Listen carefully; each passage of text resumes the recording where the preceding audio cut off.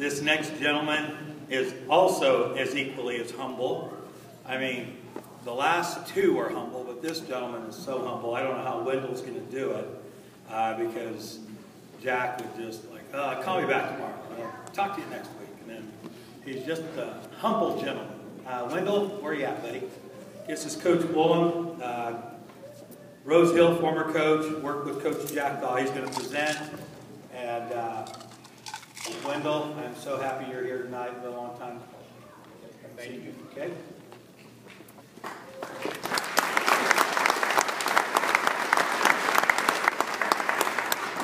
First of all, there's a real advantage in being the last person to go. I got to listen to a lot of great stories, a lot of great speeches, and got a little more fuel for my speech a little bit. But one thing I noticed after listening to all the speeches, all these men have a lot of things in common. One is they love wrestling. Number two, they love kids. And number three, they love their families. And they're not just their biological families, but their wrestling families. And I think that's awesome. That's what attracted me to the sport. That's what keeps me coming back, want to be part of it. And congratulations to all the previous recipients. I want to first of all thank Bob Gonzalez for organizing tonight's event and all the hard work that he has put into it. I know it's very difficult. You guys that you've probably done fundraisers, you've probably helped run your booster clubs, and it usually falls on the hands of a couple people to do all the work. And I know that's probably maybe a little bit, I know he has a lot of help too, but thank you, Bob, for being a great spokesman for Kansas wrestling. First of all, I'd like to personally congratulate Terry and Larry Alley. I've known them for a long time. When I moved to Rose Hill as a coach in 1981, Andover, where Terry coached, was obviously on our schedule, and he moved to Augusta. They were also on our schedule in the league. Wish they weren't, but they were. And one thing about Terry, he doesn't need any help. I certainly didn't help him get in the Hall of Fame, but I'm not sure he doesn't have the best winning record against me or my teams, because I was the coach there 25 years at Rose Hill, and between Augusta and Andover, we won one duel. So he has a pretty good reputation. I still quote Coach Alley. You know, we worst takedown in wrestling, we tell the kids, is a headlock, because it usually doesn't work very well against anybody good. We tried to headlock the Andover kids, and they just roll through and take us down. And I just used to tell them, hey, if you wrestle Andover, you try a headlock, just get down your knees in referee's position and give them the 2 points, because you ain't going to score. So, and then Larry is the great official. Larry's daughters announced him and talked about like to be an official. I'm usually not nervous when I speak, but there's a lot of people in here that, besides my wife, has told me to sit down and shut up. And they usually wear whistles and shirts and stuff like that. And Larry was a great official, and he helped me when I decided. I tried to be an official for a couple of years, and I just physically couldn't do it. It was pretty tough. I remember I wrestled a tournament one time, and I went to turn on the radio, reach for the dial, and I couldn't lift my arm. And I thought, nah, I'd rather sit at the scoring table and just keep scoring and watch. But Coach Nig, you did a great job, South High Titans. Coach Jackson, I coached at Newton for a couple of years before I went to Rose Hill. And when Coach Jackson, I was there, he started his reign of, I think, 11 consecutive state champions and built a great dynasty. And I remember you were a coach at the coaching clinic in Topeka, and of course the room was packed.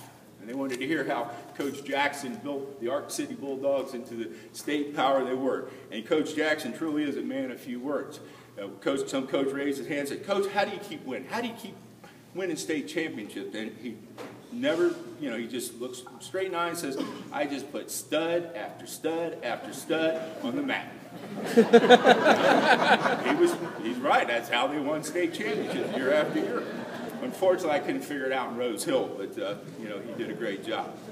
The other thing, I want to also congratulate the other recipients, Coach Ayala, Coach Harrington, Skip, I know his family, and Coach Ayala, I only met him tonight. He was a very, very nice gentleman, introduced themselves and looking around. And I know as a high school coach and you're trying to build a program, you can't usually do it by yourself. You need some help. And usually when you get those kids coming up through the ranks, they think they're wrestlers, they want to wrestle. It makes a huge difference. And thank you guys for all your dedication. Now I get to talk a little bit about Jack. Jack's my mentor. Jack's my friend. And I'm lucky to say that. I started teaching at Newton High. I student taught there in 1975, 76.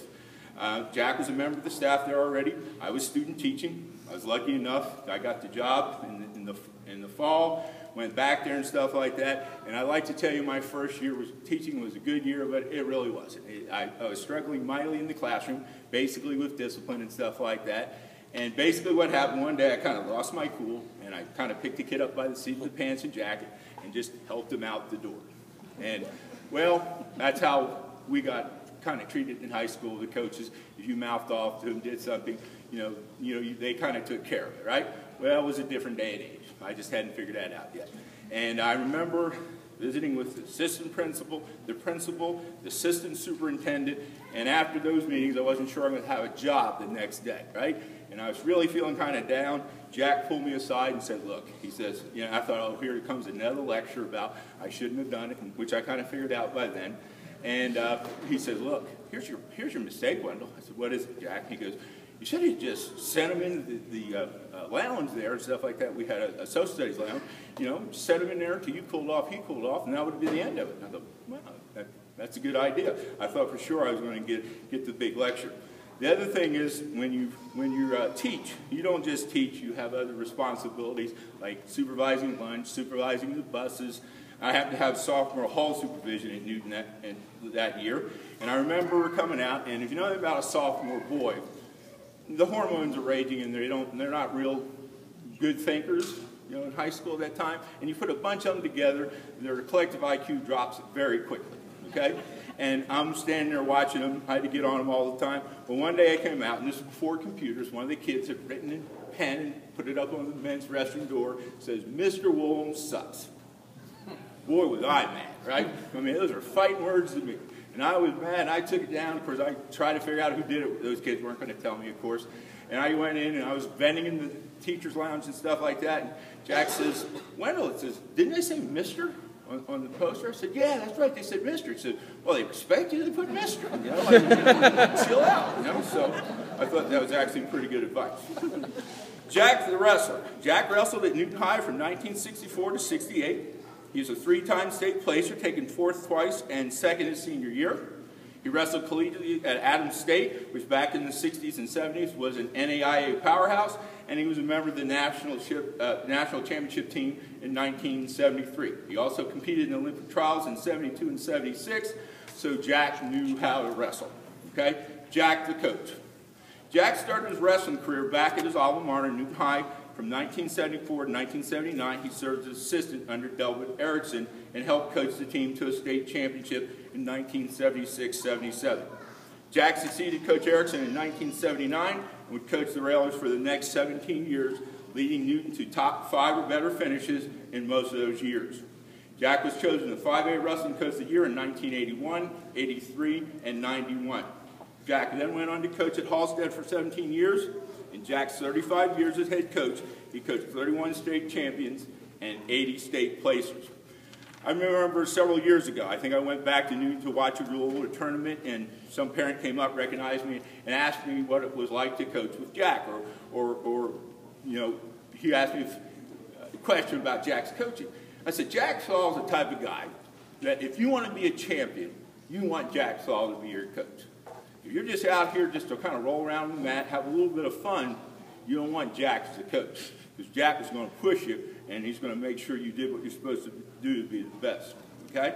I had the privilege to coach with Jack for 2 years. He became my mentor. Jack taught me some valuable lessons about how to coach and how to treat athletes. Now, a lot of people think, like high school, like college, you can go out and pick your assistant, you can get the cream of the crop, you can get the person you most want to teach what you want to be taught. Well, most high schools, that's not the story. I need to take a drink of water here. Here's how it usually works. I happen to be in my room, and the athletic director, assistant principal, happened to be my college football coach, dropped by and said, hey, I'd like to talk to you at the office. I thought, oh my God, what do I do now? Okay? I went down there and he said, you know what, we need an assistant wrestling coach. Are you interested? Well, I did wrestle in high school in Florida. I wasn't a great wrestler, but I wrestled in high school. I knew it took a lot of time. I knew it took a lot of effort and stuff like that. I thought, sure, I'd be interested in doing it. Now, I'm sure Jack could have got better coaches, okay? Jack took me under his wing, Never once in front of the kids ever chastised me or made me look bad. Okay? Taught me how to coach, taught me how to handle myself in front of the kids and stuff like that. And one of the first things and best things I learned from Coach Thal was to trust your assistants. Give them authority, make them believe. Because as you all coaches said in here, you didn't do it by yourself. You had great assistants and people like that who helped you build your program. The other is demand respect for your sportsmanship from your athletes. I don't remember the kid's name. I don't remember what the situation of it was. A tournament, and our kid lost. And it was a close match, and our kid proceeded to throw a temper tantrum at the end of the match. And he came off the mat, and Jack quickly grabbed him and made the point quickly to him that I've always remembered and always tried to teach my kids this. If you got that much energy at the end of the match to throw a temper tantrum, then you should be using that energy in the match, and maybe you wouldn't have to be throwing a temper tantrum. So I always thought that was great advice. The other thing he told me, which took me a while to learn, is you can't want to win more than your athletes. You got to be able to motivate them, but you can't be the one that wants to win the most. He gave me confidence as a coach to go out and get my own coaching job at Rose Hill, where I spent 25 years as head coach. Like any new head coach, I tried to implement many of his ideas from his programs. Some worked, some didn't. What I found out is not every program is Newton High. Not every program is Ark City. Sometimes you have to bend to, not just like bend to the times, but you have to adjust to the kids. If there's any young coaches in here, buddy, think about coaching, the worst speech I ever gave was my first year of coaching at Rose Hill. The kids were quitting on me.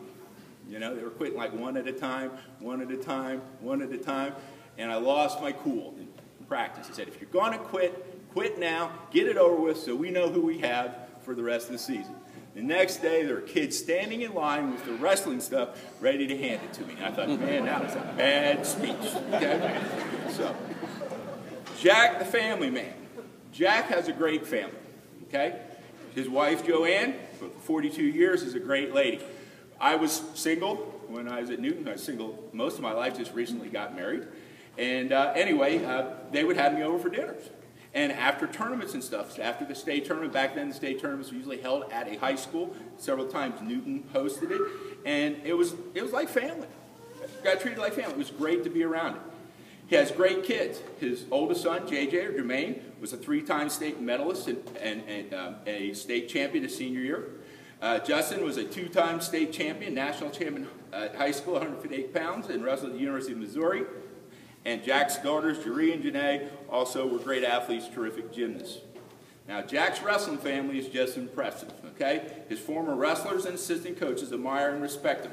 He taught us how to set goals, work hard to achieve those goals. He taught us how to win with class, and if you lost, to act in a way that brought respect to your teammates, your family, and not disrespect your opponent, okay? I have the distinct honor to introduce you to our next honoree, Mr. Jack Thal, to the 2015 class of the National Wrestling Hall of Fame. Congratulations.